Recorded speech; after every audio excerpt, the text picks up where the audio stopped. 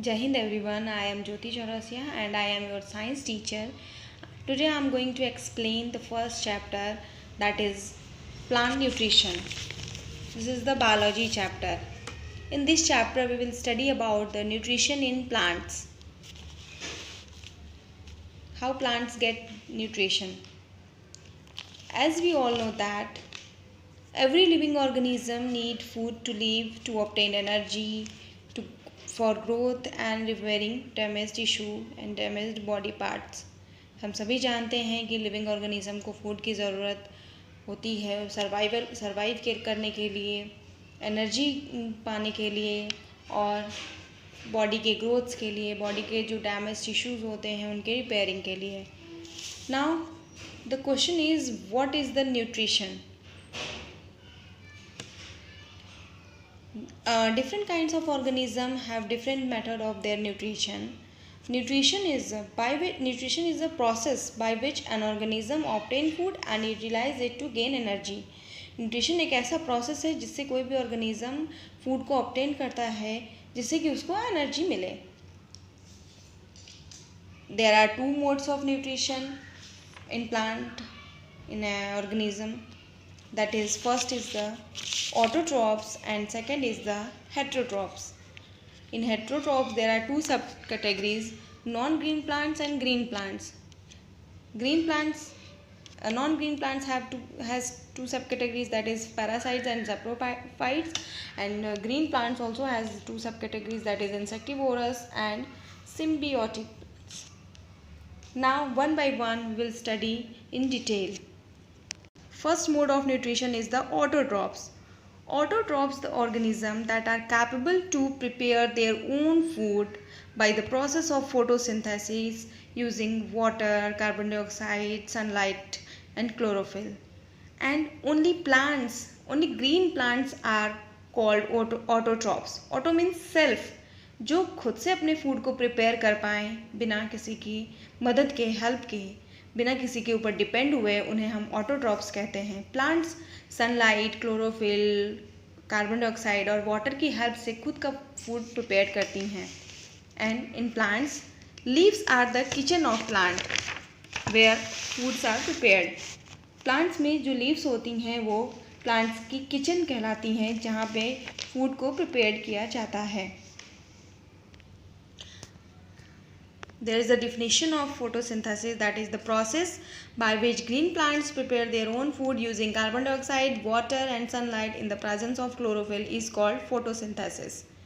We all know that the process of photosynthesis, and what materials that need plants for the process of photosynthesis is, first is the carbon dioxide. Plants get carbon dioxide from air, mineral and water gets from soil, chlorophyll gets from leaves and sunlight gets from sun. Carbon dioxide is a necessary component for the process of photosynthesis, and plants absorb carbon dioxide gas from air through the teeny pores known as stomata. Stomata is the teeny opening of the surface of the leaves which is guarded by the pair of guard cells. Stomata जो होती है वो leaves में छोटे छोटे pores होते हैं, उनको हम स्टोमेटा कहते हैं. स्टोमेटा के थ्रू ही कार्बन डाइऑक्साइड जो गैस होती है वो एयर से लीव्स के अंदर, प्लांट्स के अंदर एंटर करती है.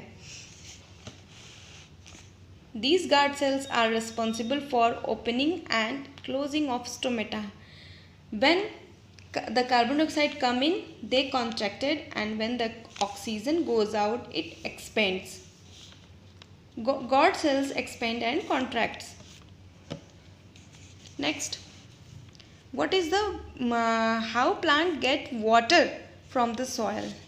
There is also the tissues present in the plants, that is known as the xylem and phloem. Xylem deliver water and phloem deliver food to every part of plant. Now, what is the role of chlorophyll in photosynthesis? That is, chlorophyll is a green pigment that is only present in green plant, and it absorbs sunlight This energy is used for combining carbon dioxide and water to produce glucose and oxygen.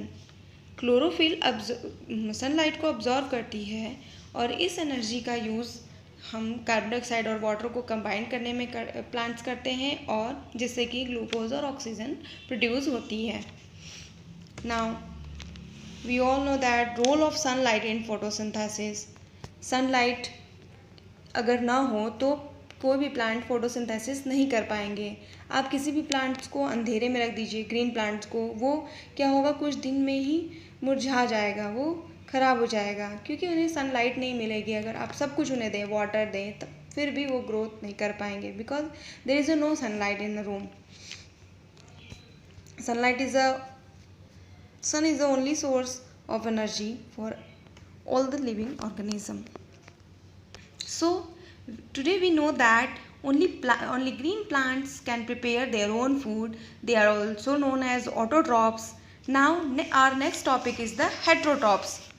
Next mode of nutrition is the heterotrophs. Organism which are not capable to make their own food. They depend on other animals for their food is known as heterotrophs. वो organism जो खुद से अपना food prepare नहीं करते हैं, दूसरे organism पे डिपेंड होते हैं, उन्हें हम हेटेरोट्रॉफ्स कहते हैं. Like animals and human beings.